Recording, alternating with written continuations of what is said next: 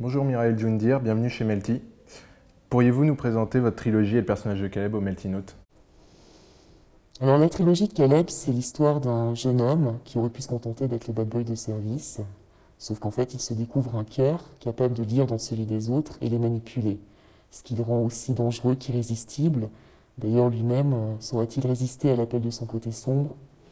Alors évidemment on pourrait imaginer que la rédemption va venir de l'amour, évidemment, mais moi je préfère quand ça dérape. Et est-ce que Caleb vous ressemble? Est-ce que vous aimez déraper comme lui? Est-ce que Caleb me ressemble?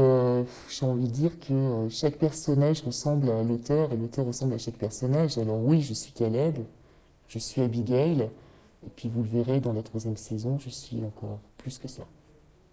Est-ce que vous vous considérez à contre-courant de la littérature actuelle? Pour être à contre-courant, il faudrait déjà que je sois dans le bain. Non, moi je préfère rester en marge et regarder les autres barboter avant d'aller plonger dans l'océan. J'ai pas envie d'utiliser les ficelles habituelles, j'ai pas envie de serrer des pinces, j'ai pas envie de racoler des lecteurs avec des textes sans danger, sans saveur, et au final, peu importe quand même qu'on me déteste. Mais pourquoi avoir choisi d'écrire sous pseudo et de garder l'anonymat? Pour être libre, parce qu'au final, l'histoire et les personnages avant l'auteur, c'est pas moi qui importe, moi je suis qu'un passeur. Et puis entre nous, ça m'évite autant les cirages de pompe, vous voyez, j'en ai pas besoin, que de me prendre des baffes dans la tête. Et puis entre nous, j'ai déjà un miroir chez moi, donc voir mon nom ou ma tête sur un bouquin dans une librairie, je vois pas l'intérêt. Qu'est-ce qui vous pousse à entretenir votre isolement et surtout ce mystère autour de vous? J'entretiens pas du tout le mystère. Le mystère, c'est ce que vous projetez en moi. Ce que vous appelez mystère, c'est que vous voyez pas mon visage, vous savez pas qui je suis.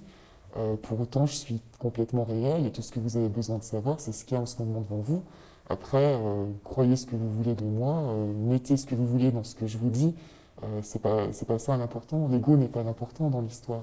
Quant à l'isolement, euh, on va dire que je m'isole parce que pour moi tout n'est que déception et que le seul moyen que j'ai de continuer à aimer l'homme, c'est de m'isoler pour pas avoir envie de tout faire péter. Le fait que vos livres soient des saisons et non des tomes, ça a une signification particulière? Déjà, j'aime bien l'idée des saisons parce que ça induit qu'il y a une temporalité. Ça se passe dans le temps. Donc on peut voir les personnes évoluer. C'est vrai aussi que j'aime bien qu'un livre puisse être autant lu qu'imaginé, regardé, et que je l'ai conçu en ça un peu comme une série télé.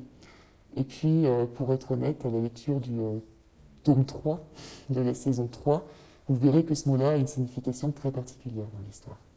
Pour conclure, quel message souhaiteriez-vous laisser au lecteur? Mais j'aimerais les renvoyer à mes personnages, qui sont certes noirs, sombres, mais ils sont purs et ils restent en dehors des apparences. Et j'ai envie de leur dire que même si la société veut vous faire croire qu'il n'y a pas d'espoir, qu'il n'y a pas d'avenir, ne vous résignez pas, ne faites pas comme moi, ne vous isolez pas, parce que qui ne lâche rien gagne tout.